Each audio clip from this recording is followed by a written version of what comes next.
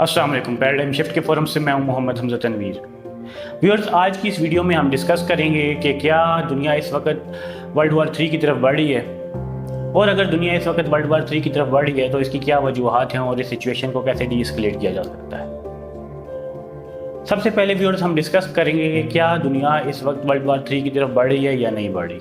अगर देखा जाए तो दुनिया के तमाम ही खित्ते इस वक्त जंग की सूरत हाल में या टेंशन्स की, क्योस और टर्माइल की सूरत हाल में मुब्तला हैं। कहीं दहशतगर्दी के वाक़यात में इजाफा हो गया और कहीं कम्यूनल राइवलरीज और कहीं सेपरेटिस्ट मूवमेंट्स की वजह से क्योस और टर्माइल हो रहे हैं।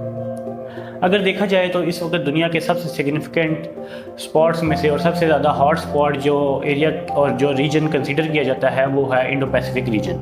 व्यूअर्स, कोल्ड वार के फ़ौरन बाद ही यूएस दुनिया का सोल सुपर पावर बन के उभरा था, और इस यूनिपोलर वर्ल्ड ऑर्डर के अंदर यूएस ने कई ऐसे कंट्रीज़ जो कि डेवलपिंग कंट्रीज़ थे या जहाँ पे मिनरल और ऑयल रिसोर्सेज थे, जहाँ पे किसी भी किस्म की मिनरल्स पाई जाती थी, वहाँ पे यूएस ने किसी न किसी बहाने से अटैक्स किए, वहाँ पे अपनी मिलिट्री स्ट्रेंथ का मुजाहरा किया। और इन खित्तों को जिसमें हम स्पेशल सिग्निफिकेंस दे सकते हैं मिडिल ईस्टर्न रीजन को, और इसके अलावा अफ़गानिस्तान जो साउथ एशिया का एक इंटीग्रल पार्ट है और एक ऐसा स्ट्रेटजिक लोकेशन है जहाँ से यूएस बैठ के चाइना और रशिया दोनों ही को कर्टेल कर सकता था, उन पर एक नज़र रख सकता था इन खित्तों को। इसके अलावा इराक़ की अगर हम बात करें जो कि मिडिल ईस्टर्न रीजन का ही एक हिस्सा है, तो इन तमाम ही एरियाज़ को यूएस ने एक्सप्लॉइट किया अपने इस यूनिपोलर वर्ल्ड ऑर्डर के अंदर। और इसी एक्सप्लॉइटेशन और मिलिट्री स्ट्रेंथ का मुजाहरा करने की वजह से यूएस का सॉफ्ट इमेज तेज़ी से शैटर होता गया, टार्निश होता गया among the third world countries और दी डेवलपिंग नेशंस।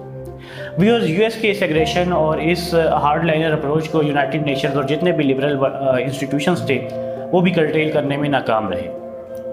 इसी वजह से दुनिया में एक पावर वैक्यूम क्रिएट हो गया और जितने भी डेवलपिंग कंट्रीज़ थे या जितने भी अंडर डेवलप्ड कंट्रीज़ थे, जिनको हम थर्ड वर्ल्ड कंट्रीज़ भी कहते हैं, उन्होंने एक नई पावर की तरफ देखना शुरू किया, एक नई पावर को ढूंढना शुरू किया जो उनके जितने भी वैक्यूम्स थे, जितने भी उनके डिज़ायर्स थी, उनको फुलफ़िल कर सके। इस सारी सूरत हाल में चाइना एक इकनॉमिक पावर बन के उभरा। चाइना जब इकनॉमिक पावर बन के उभरा तो उसकी वजह से यूएस को एक सिग्निफिकेंट थ्रेट फील होना शुरू हुआ।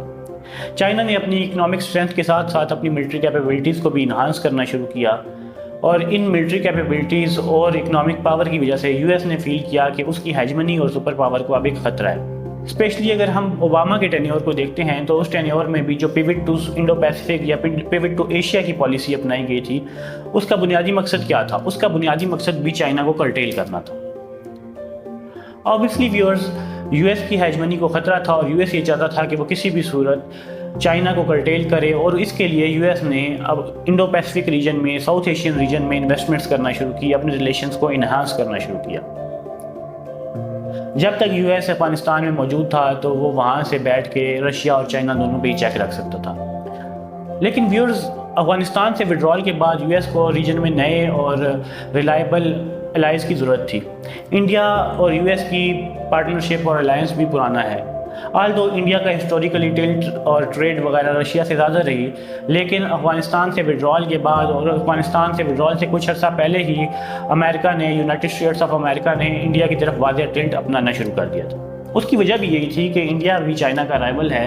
अब व्यूअर्स, हुआ ये कि यूएस ने इस जितना भी साउथ एशियन रीजन है, जितना भी इंडो पैसिफिक रीजन है, इसमें जितने भी कंट्रीज़ हैं जिनका चाइना के साथ किसी भी किस्म का कन्फ्लिक्ट ऑफ इंटरेस्ट है या कोई भी जियोपॉलिटिकल राइवलरी है, उसको एक्सप्लॉइट करने की कोशिश की और उन कंट्रीज़ के साथ अपने रिलेशंस को इन्हांस करने की कोशिश की। इसी पॉलिसी और इसी रैशनल को फॉलो करते हुए यूएस ने ऑस्ट्रेलिया के साथ एक मुआहिदा किया जिसके तहत वो ऑस्ट्रेलिया को न्यूक्लियर पावर्ड सबमरीन देगा। इस मुआहिदे या इस पैक्ट को ऑकस्ट का नाम भी दिया जाता है, जिसमें यूएस और यूके दोनों ही ऑस्ट्रेलिया को न्यूक्लियर पावर्ड सबमरीन देंगे। इसके साथ साथ यूनाइटेड स्टेट्स ने इंडिया, जापान और फिलीपींस के साथ भी अपने रिलेशंस को इंक्रीज़ किया। और गुज़श्ता कुछ सालों को अगर हम देखें और हम उनको स्टडी करें तो हमें ये देखने को मिलता है कि यूएस और इंडिया के दरमियान वेपन की ट्रेड इंक्रीज़ होती जा रही है। और दूसरी तरफ अगर हम देखें तो इंडिया जो रशिया का एक लॉन्ग टर्म ट्रेड पार्टनर था, उसकी रशिया के साथ ट्रेड में कुछ हद तक कमी आई, लेकिन अभी भी रशिया और इंडिया के दरमियान एक सिग्निफिकेंट लेवल ऑफ ट्रेड मौजूद है जिसको ब्रीच करने में या जिसको टॉपल डाउन करने में यूएस को कई साल लग सकते हैं।